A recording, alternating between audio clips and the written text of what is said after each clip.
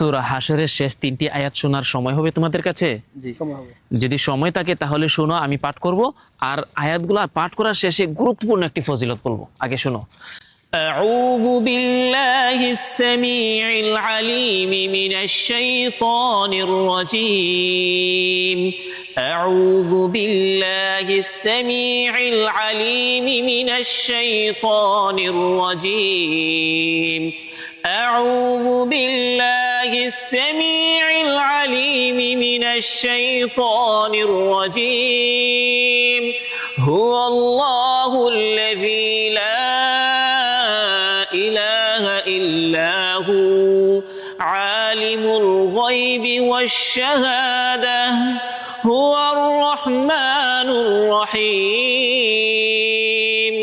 هو الله الذي لا إله إلا هو الملك القدوس السلام المؤمن المهيمن العزيز الجبار المتكبر سبحان الله عما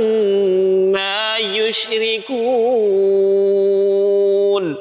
هو الله الخالق البارئ المصور له الأسماء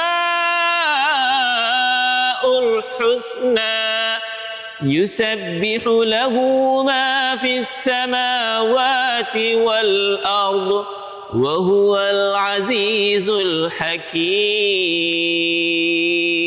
صدق الله العظيم.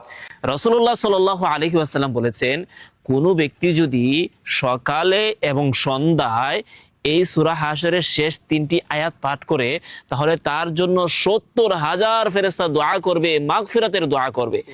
এখন দেখো, যদি 70,000 ফেরেশতা তোমার জন্য দোয়া করে, তাহলে অবশ্যই আল্লাহ তাআলা ফেরেশতার দোয়া কবুল করে তোমাকে ক্ষমা করে দিবেন।